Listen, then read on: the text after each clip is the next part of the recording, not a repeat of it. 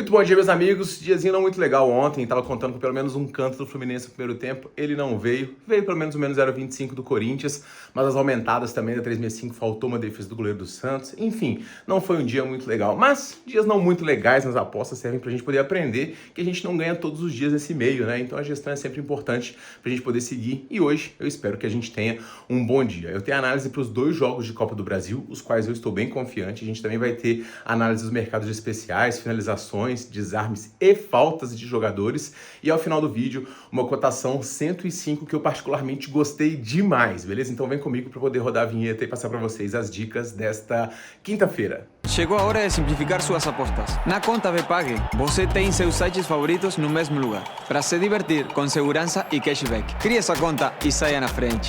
E fala, galera apostadora, beleza? Tudo bom? Tiquinado já para mais um vídeo. E antes de mais nada, lembrar vocês que hoje ainda sai o nosso vídeo de palpites da semana 2 do futebol americano. Na semana 1 a gente foi super bem, a gente acertou um bingo de odd 9,79, 11 dos 16 jogos. Ficamos aí 4 unidades positivas, eu vou mostrar para vocês os resultados todos certinho. Então já se inscreve aqui e deixa o like, ativa as notificações para você receber o nosso vídeo de NFL. É um por semana com todas as dicas, tá? Hoje às 7 horas também vai ter uma live aqui no canal falando do mercado de performance com o nosso especialista de futebol americano, beleza? Mas vamos falar aqui de futebol, que é o que vocês gostam. Jogo do Cruzeiro contra o Atlético em primeiro lugar, né? O Cruzeiro tem uma vantagem muito confortável aqui diante do Atlético e tem grandes possibilidades de avançar, porque vive um melhor momento e um momento menos conturbado. O Atlético acabou de trocar de treinador também. Agora, o Cruzeiro tem uma incerteza em relação ao seu ataque, que é um ataque muito forte, é o Caio Jorge, que vem sendo o principal jogador do Brasil no momento, artilheiro do Brasileirão, um jogador de muita velocidade, que finaliza muito bem. Ele é dúvida para o confronto de hoje por conta de uma lesão e também por ter jogado com a seleção. Se ele não jogar, vai jogar o Gabigol, que também tem feito aqui participações interessantes, embora aquém do que ele já produziu em outros clubes. Eu quero chamar a atenção aqui para dois prováveis jogadores também que podem ser que não jogue. Um deles, o Matheus Pereira, o outro é o Wanderson, que estão se recuperando de dores aqui. O Matheus Pereira é um craque de bola, o Wanderson também vem apoiando muito bem pelo lado esquerdo, então o time do Cruzeiro é muito bom. A defesa também tem sido bastante compacta e o time começa os jogos de uma maneira muito incisiva, então nem me assustaria se o Cruzeiro aqui tomasse um pouco das rédeas no começo do jogo, mas o que a gente vê de postura muitas vezes em Copa do Brasil é o time que tem a vantagem em sentar em cima. O primeiro confronto, aliás, ele vinha sendo muito parelho até o momento do gol do Fabrício Bruno. Depois disso, o Galo simplesmente se perdeu e acabou sendo presa fácil para a equipe do Cruzeiro. Mas é bom lembrar, o Atlético, nos últimos mata-matas de Campeonato Mineiro, conseguiu reverter vantagens do Cruzeiro e o Galo nunca morre. O Galo é imortal, tá? O Atlético vem de 3 derrotas aqui seguidas, e essas derrotas custaram o cargo do técnico Cuca, que foi demitido. Chegou o Sampaoli, que foi um treinador que já treinou o Atlético e ele comandou aí 12 treinos durante a data FIFA. Ele já vai mudar o esquema tático do Atlético, tá?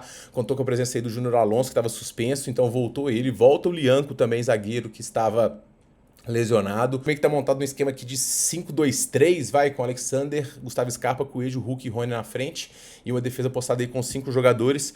Os times do Sampaoli geralmente são muito incisivos, tá? O Atlético não tem dúvidas aqui em relação à escalação também, porque não tem baixas muito relevantes, tá? Vai jogar o Coelho, que é um cara que finaliza bastante, o Hulk, que é o craque do time, e o Rony pela direita, então muita velocidade pro Atlético. Então é de se esperar o Atlético atacando, criando chances e eventualmente produzindo escanteios. O Atlético inclusive tem boas margens disso.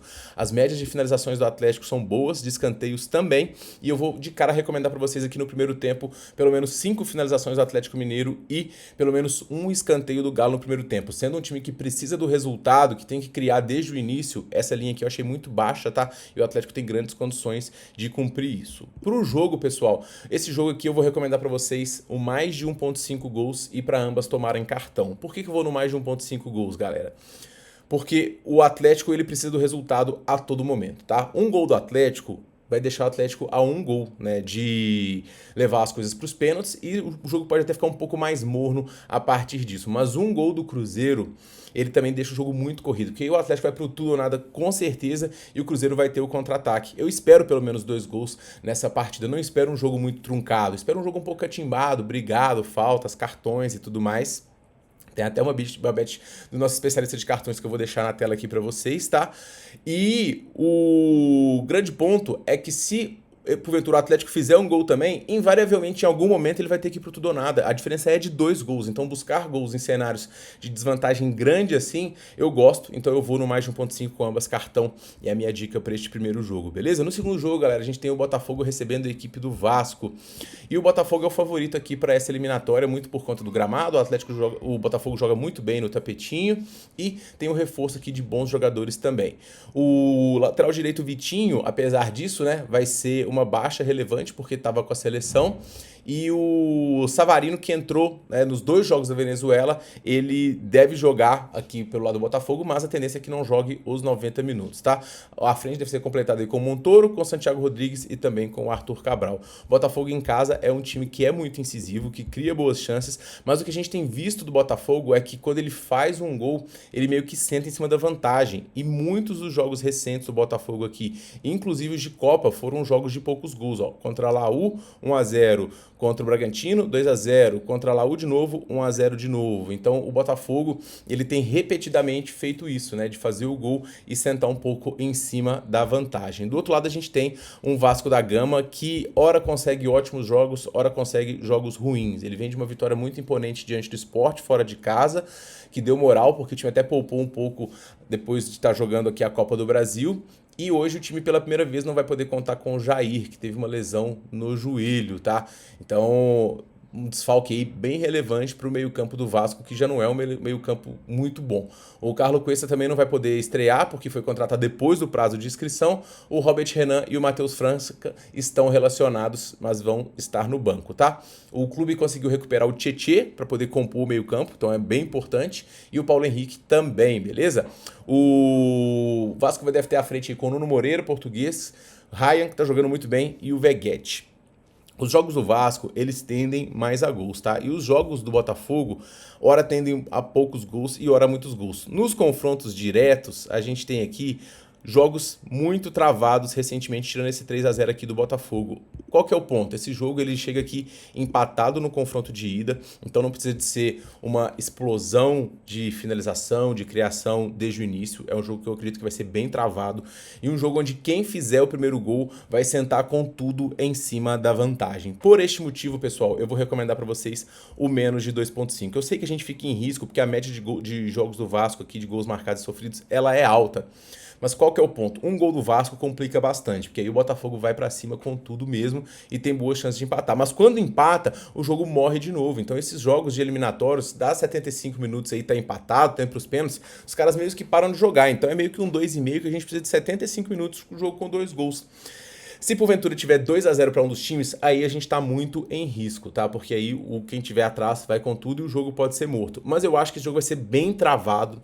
Se porventura sair o gol do Botafogo também, o Botafogo se fecha muito bem, se defende muito bem, e aí é questão de segurar mesmo a vantagem como o time tem feito, é porque ele para um pouco de atacar. Então eu acho que dos cenários mais prováveis, a gente está muito coberto por esse menos de 2.5 gols que eu estou enviando para vocês, tá? Porque a gente tem o cenário aqui de 0-0 bem arrastado, de quem fizer o primeiro gol sentar muito em cima da vantagem, principalmente se for o Botafogo, se for o Vasco a gente fica mais em risco, mas no empate a gente também tem um jogo morrendo de novo, beleza? A gente vai perder eventualmente num 2-1 para ambas as equipes, tranquilo? Então esses são os meus palpites para esta rodada e eu vou deixar para vocês agora aqui o meu bilhete e vou explicar para vocês o raciocínio dele também, ok? Eu peguei o Atlético para ter mais escanteios, mais chutes ao gol e mais finalizações, porque é um jogo que o Atlético precisa de atacar, finalizar e criar chances para poder reverter uma vantagem, beleza?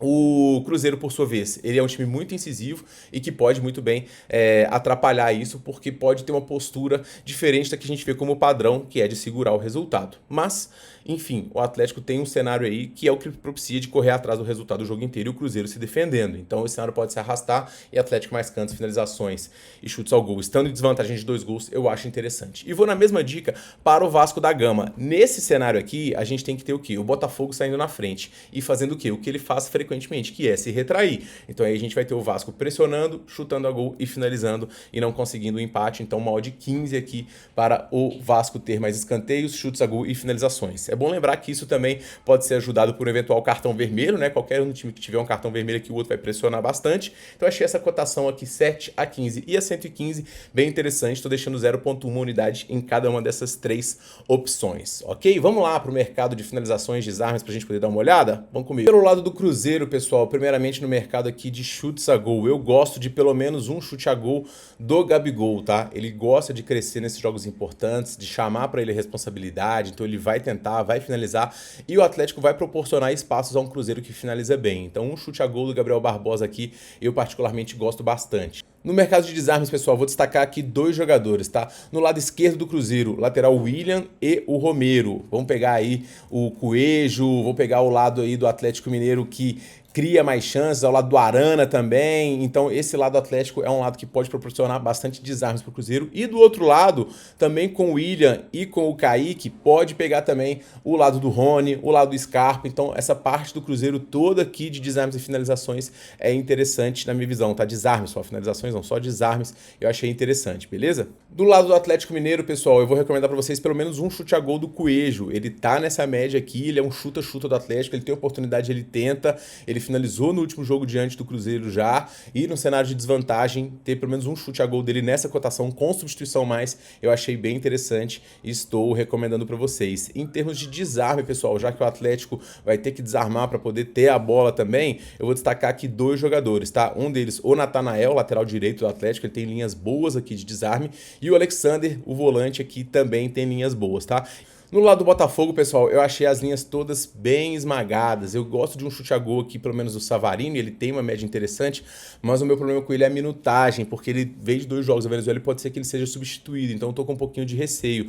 As linhas de desarmes também, eu olhei aqui do Botafogo, estão todas baixas, tá? E uma coisa que eu acho interessante aqui, ó, é pro Barbosa, não para ele desarmar, mas para ele poder finalizar, fazer eventualmente até um golzinho aqui de cabeça, tá? O Barbosa, ele tem uma presença ofensiva bem interessante para zagueiro, ó, olha a média dele aqui, num cenário eventualmente onde o Botafogo sair atrás, o jogo apertado de bola aérea, até porque o Vasco não vai tão bem assim, ele pode chegar e finalizar lá pelo menos uma vez. O Thiago Silva ontem, pra vocês terem uma ideia, finalizou 4 vezes. Do lado do Vasco, pessoal, eu vou recomendar para vocês aqui pelo menos um chute a gol do Ryan, tá? Ele é o líder do Vasco aqui, ele vem batendo essa linha aqui em praticamente todos os jogos, é o principal jogador de frente e está na 365 com substituição mais, cotação de 1,80. Achei bem interessante essa cotação do Ryan e estou recomendando aqui para vocês, beleza? No mercado de desarmes, com a ausência do Jair, a gente tem aqui agora os desarmes dele sendo distribuído para outros jogadores. Pode vir alguns para o Nuno aqui que vai ter que recompor, pode vir alguns aqui para o Paulo Henrique e pode vir alguns inclusive para o Tietê,